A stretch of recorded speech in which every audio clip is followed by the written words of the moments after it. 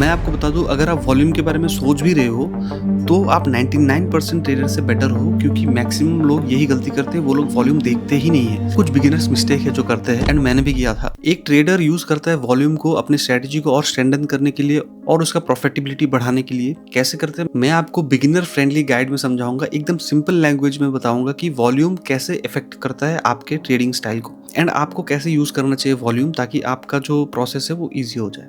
Price आपको बताता है कि क्या हो रहा है मार्केट पे, एंड वॉल्यूम है वो आपको दिखाता है कि वो मूव जो मार्केट कर रही है कितना स्ट्रांग है या वीक है। मैं आपको बता दूं, अगर आप वॉल्यूम के बारे में सोच भी रहे हो तो आप 99% ट्रेडर से बेटर हो, क्योंकि मैक्सिमम लोग यही गलती करते हैं, वो लोग वॉल्यूम देखते ही नहीं है, सिर्फ प्राइस को देखते हैं। एंड जैसे कि मैंने बताया कि इस चैनल में मैं आपको educated and smart investor and trader बनाऊंगा। मैं आपको बताऊंगा कि प्रोफेशनल्स लोग वॉल्यूम को कैसे ट्रीट करते हैं, प्रोफेशनल्स वॉल्यूम को कैसे देखते हैं, एंड उनका ट्रेडिंग स्टाइल वॉल्यूम के अकॉर्डिंग कैसे चेंज होता है। वॉल्यूम दर्शाता है कि उस प्राइस पॉइंट में कितने लोग इंटरेस्टेड है। वॉल्यूम ये नहीं दिखाता है कि बायर है या सेलर है सिर्फ मार्केट पे। आप वॉल्यूम को एक अटेंडेंस रजिस्टर के जैसा समझो कि जितने ज्यादा स्टूडेंट रहेंगे उस क्लासरूम में उस पर्टिकुलर क्लास को अटेंड करने के लिए, तो उतना ज्यादा इंटरेस्टिंग वो कोर्स होने वाला है, उतना ज्यादा इंपॉर्टेंट वो कोर्स है, इसलिए लोग इंटरेस्टेड है उस कोर्स को लेने के लिए, उस क्लासरूम में जाने के लिए।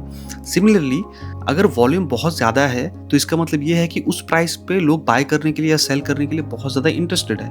एंड अगर वॉल्यूम कम है, इसका मतलब ये दर्शाता है कि उस प्राइस पॉइंट में उस एसेट क्लास को, फॉर एग्जाम्पल यहाँ बिटकॉइन ले लेते, उस प्राइस में बिटकॉइन को खरीदने के लिए बहुत कम लोग इंटरेस्टेड है। वॉल्यूम एक ट्रेडर के लिए सबसे इंपॉर्टेंट टूल है उनके स्ट्रेटेजी को स्ट्रेंथन करने के लिए, क्योंकि वॉल्यूम दिखाता है वो जो ट्रेंड है कितना स्ट्रांग है, तो ट्रेंड को कंफर्म करता है, फेक ब्रेकआउट से आपको बचाती है, आपको दिखाती है कि स्मार्ट मनी कितना एक्टिव है एंड क्या परफॉर्म करने वाली है, एंड आपको ये भी दिखाती है कि सिग्नल रिवर्स होने वाला है या उसी डायरेक्शन में कंटिन्यू होने वाला है। एंड जब आप वॉल्यूम देखना स्टार्ट करोगे ना मार्केट्स में, तो आपका जो कन्विक्शन है मार्केट को लेके, आपके ट्रेड्स को लेके और भी ज्यादा स्ट्रांग हो जाएगा। अब मैं बताता हूँ आपको प्राइस और वॉल्यूम के रिलेशनशिप के बारे में। ट्रेडिंग का सबसे one of the most important concepts है ये। अगर आप सीख गए तो आप कोई भी मार्केट में किसी भी जगह किसी भी कंट्री में जाके ट्रेड कर सकते हो। तो समझो, अगर प्राइस ऊपर जा रही है एंड वॉल्यूम भी उसके साथ साथ ऊपर जा रही है, तो इसका मतलब कि वो अप ट्रेंड है एंड स्ट्रॉन्ग अप ट्रेंड है, एंड मार्केट और भी ऊपर जाएगी। उस मार्केट में बायर्स बहुत ज्यादा एग्रेसिव है एंड कमिटेड है।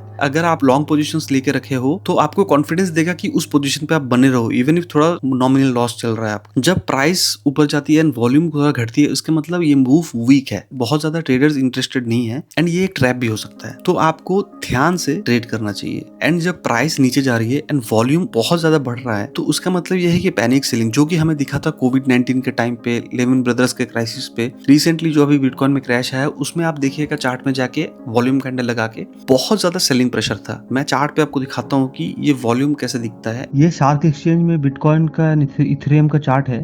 तो यहाँ आप देख सकते हो कि यहाँ वॉल्यूम दिख रहा है। मैंने वॉल्यूम का इंडिकेटर लगा दिया है। जैसे ही वॉल्यूम इंक्रीज होता है, देख रहे हो वॉल्यूम इंक्रीज हुआ तो मार्केट भी ऊपर गई है। तो ये है सिंपल वॉल्यूम का चार्ट शार्क एंड एक्सचेंज। जब रिवर्सल आना होता है, सिमिलरली आपको दिखेगा कि प्राइस नीचे जा रही है लेकिन वॉल्यूम उतना नहीं है, तो लोग इंटरेस्टेड नहीं है उस प्राइस में और सेलिंग करने के लिए। तो अभी रिवर्सल आने वाला है, तो इसका मतलब ये वीक डाउन मूव है, ये एक फेक भी हो सकता है। अगर आप ट्रेंड को फॉलो कर रहे हो एंड ट्रेंड में वॉल्यूम ग्रेजुअली घट रहा है, इसका मतलब वो ट्रेंड रिवर्स होने वाला है, तो आप रिवर्सल के ट्रेड्स ले सकते हो आप। एंड अगर सपोर्ट और रेजिस्टेंस का मेरा आपने वीडियो नहीं देखा है, उसमें मैंने बताया कि सपोर्ट टूटने से क्या होता है एंड रेजिस्टेंस टूटने से क्या होता है। एक बार अगर सपोर्ट टूट गया या रेजिस्टेंस टूट गया, उसके साथ अगर वॉल्यूम भी अटैच करके अगर आप देखने लगे ना, तो आपका जो ट्रेडिंग है और भी ज्यादा स्मूथ हो जाएगा एंड आप बहुत ज्यादा कॉन्फिडेंट हो जाओगे ट्रेड करने के लिए। ब्रेकआउट के साथ अगर हाई वॉल्यूम आ रहा है, इसका मतलब है कि स्मार्ट मनी पार्टिसिपेट करना चाह रही है एंड वो मूव एक्सटेंड होगा। लेकिन अगर ब्रेकआउट है, सपोर्ट टूटा या रेजिस्टेंस टूटा,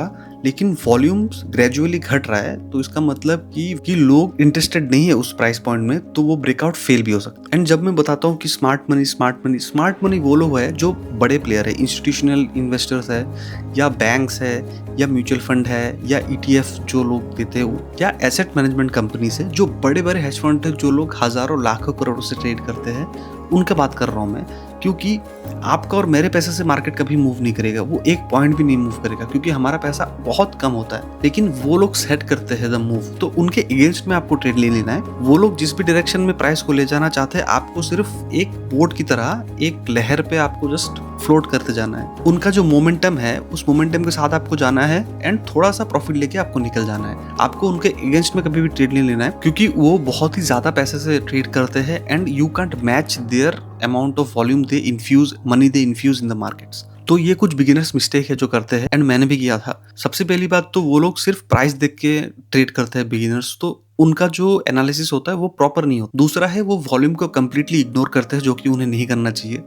जितना जल्दी आप वॉल्यूम को अपने ट्रेडिंग स्टाइल में इंटीग्रेट करोगे उतना बेटर आप होते जाओगे एज ए ट्रेडर। एंड हमेशा आपको ब्रेकआउट या ब्रेकडाउन में आपको ध्यान नहीं देना है, आपको दूसरी चीजें भी ध्यान में रखना चाहिए जब भी आप ट्रेड कर रहे हो। हमेशा याद रखिएगा चार्ट एक ट्रेडर को कभी भी नहीं सताती है, कभी भी ट्रैप नहीं करती है। आपको जो इमोशंस है ना, जो ट्रेड लेने के पहले एंड ट्रेड लेने के बाद होता है, वो आपको कुछ डिसीजंस लेने पे मजबूर करती है जो उस ट्रेड के लिए बेनिफिशियल नहीं भी हो सकता। इस वीडियो का कंक्लूजन मैं बताता हूँ आपको। सबसे पहले आप ब्रेकआउट पे बिना वॉल्यूम को कभी भी ट्रेड ना करें।